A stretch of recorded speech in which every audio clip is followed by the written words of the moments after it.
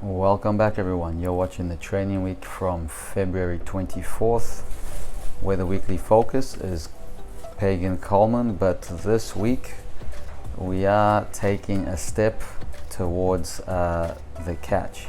So last week I mentioned that I think it's time to start thinking about how I'm actually going to catch this thing. And so the first step, which I've identified, is to tell my pad slider. Usually it's Josh. Big shout out to Josh, who came to us from Ireland. Josh is a gymnast from Germany, actually, and he did some coaching of men's artistic in Ireland. So he's been helping me out with my Pagan Coleman journey, sliding a pad. And I told Josh, listen, man, if I'm not close, if it seems safe, don't slide the pad. So that I can take a step forward and look at the bar and maybe even touch the bar, which I did. That was one of the highlights. Touch the bar instead of the pad. So I think I had two, maybe even three actual bar touches. One of them was like a legitimate grab of the bar. So this week I took another step forwards in that connection. The quality control highlights. So on Thursdays, I still take it quite light, even after a day off on Wednesday. And I thought a good use of that time on Thursday would be to focus on my legs. And I almost inspired myself, all of that thinking about, no concussion there, luckily. But oh man, I did a scary pike Gaylord one of these days. I forget which day it was. So all the talking last week about the leg form in the releases got me thinking that I could use a Thursday to start some of that quality control. Do some easy things like swing flyaways, giant flyaways, flying giants, where I can just isolate all of my attention onto locking my quads so that my knees are straight through the bottom. Even some dismounts, double layouts. Looks like you mess up a top change at 33 years old still. So that was the other part that I'm going to start adding into my training weeks. So last week we talked about that swivel hips technique, going from a deep tuck, knees to chest, swivel hips, and then heels to butt tuck. So I'm doing a little bit of work into the pit on that, kind of opening up my hips a little bit. So just getting the feel for it and putting just as much attention into actually just looking at the bar as I reach with my first hand. I'm not too focused on catching that Coleman from a top change. It's mostly to get my bearings and to deepen my feel for where the bar is. Giant Diamies popped off this week. Started pretty much keeping my legs together. Little timer there and little separation, but kind of feeling myself understanding how to do it. But of course, doing it at the end of the routine where the grip is gonna be crap is gonna be challenging. Back to the double back fulls, and it looked to me as if these two entered the pit a bit better than usual. Like sometimes it's like literally my head that goes down into the pit first, but here it looked like my head had a bit of clearance as my feet entered the pit. So maybe I'm just being overly optimistic, but I like to think that I made a little bit of progress on that day in double back full. Using two bungees, pretending that I'm strong when I'm actually weak. And here we go into the quality control. So just feeling knees, only caring about knees. Inevitably when you're doing big skills, it's difficult. It's difficult just to isolate yourself, just to isolate one part of your body, because you're thinking about all the dangers of the big skill, and you're putting your attention on all sorts of things. But when you just do something simple like a flying giant, you can really double down on those parts of focus.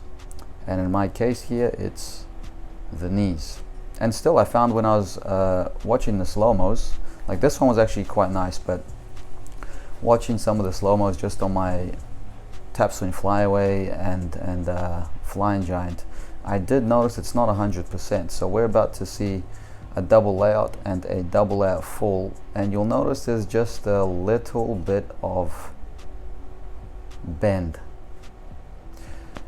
In longs, I don't think the judges would notice that, but I'm not just doing it for the, for the score and for the judges. I'm doing it as a way to get to that state which the greats are in. We watched Kohei Uchimura last year do what seems like an impossible form, all the way up to connecting his big toes and heels in a Cassina Coleman, and I'm so far from that sort of a bodily awareness, because that's just a mind-body connection, and of course being able to be present in those areas amidst all the turmoil of high bar releases or any difficult skills. I identified that's my weakness, so I want to take that bodily awareness to the next level. The wrist is starting to feel a bit better, so I incorporated some more round off flick flacks, and you would have seen me doing more layout front tucks, so I'm going to give layout double front some work fairly soon. Still going to continue to work on that double twist punch, but I forget what my logic was. Yeah. Thank the heavens I walked out of that one, because that could have been gnarly. That could have been gnarly for sure. But every turn I take, I know that something like that might happen. So I'm just doing my best to prepare for it, and just trusting that my instincts will switch on, and I'll do the right thing if I do slip from the bar. So Josh had to go there to take a class, but I still managed one. I'm at the spot now where when I catch the pagan in a decent distance, I'm confident that I know what to do.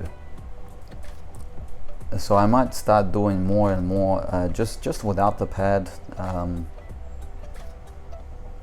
don't know. Some part of me wants to wants to throw myself in the biggest deep end that there is, just so that if you expose yourself to something difficult, like if you train a vault that's much harder than the one you compete, for instance, competing the vault that you want to compete is going to be easier, if that makes sense. So if you're training like a triple twist, competing a 2.5 won't be so overwhelming, So you're going to grow by doing more difficult things.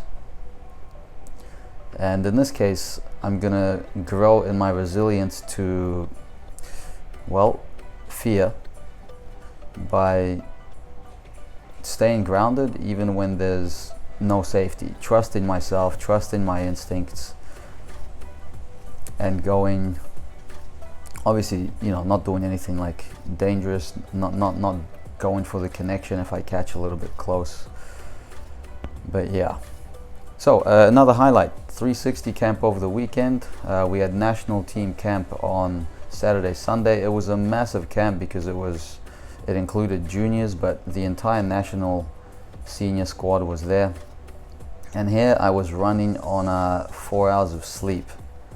I remember I was running on 4 hours of sleep, and I was stoked that I still made a couple of connections. This one here, I think next one. This is probably one of the best ones. Like kind of a grab there, and if you look at the height of the catch, I'm like kind of level with the bar, just a little bit below.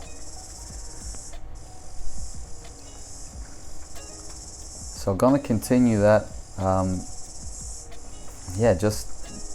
Just gotta keep the reps up, get lucky, catch a pagan at the right distance, and really go hard on the Coleman.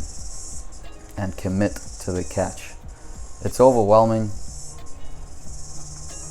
but it's the dream. It's the dream. Gotta risk it for the biscuit. We actually did a Sunday session as well, so I had a massive week. Had a big week. And notice that I am favoring my right. If you look closely, you'll see I am favoring my right shoulder there, which is no surprise, but it's good to see because I can be a bit more conscious of making sure that left shoulder is switched on as well. And check this out, fam. First backer prize on the rings coming right up. Woohoo! Going big. Going big. Sunday sesh. Never train on Sundays, so especially after the big Saturday, didn't do anything overwhelming. Got another couple of D flops under my belt. And you know, we are approaching the season. We're approaching the season, so one thought I've been having is like, man, I'm going to be spending all this time on Pagan Coleman. And to be honest, to me right now, it's you know, it's a dream. It's a dream, and it's important, and it's probably more important than preparing a routine for season. As funny as it sounds, but that's how much I want this. I want to catch this connection. You know, there might be some ego involved because you know there's clout in catching a connection that is very difficult.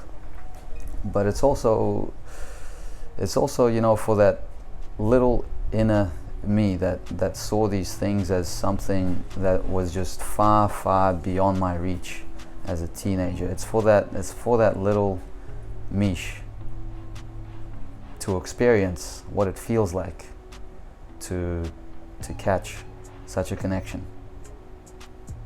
You got to do it all for yourself, fam. Don't do it for anyone else except yourself.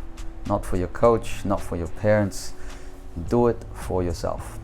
We had a little last 3 skill sequence to dismount thing with the squad, so that was good fun. Brought us all together, kind of like we did the P-bar sticks, but I could not do the P-bar sticks this week because things were a bit more you know, squad training orientated. Bit more dismounts through the first double since surgery. Bit of a mess, but you know, first one's always a bit scary. And finished the week off with some giant Diami preps. And that's how the week went, fam. Thanks for watching all the way through. If you are interested to sponsor me and help my journey towards my big international competitions, please consider checking out my Patreon linked below. I don't post often, but the content there might be of interest to you. So we're waiting on the part 2 of the Japan Junior International Comp from 2009. Part 1 is already up. Thanks for watching. All the best. Till next time.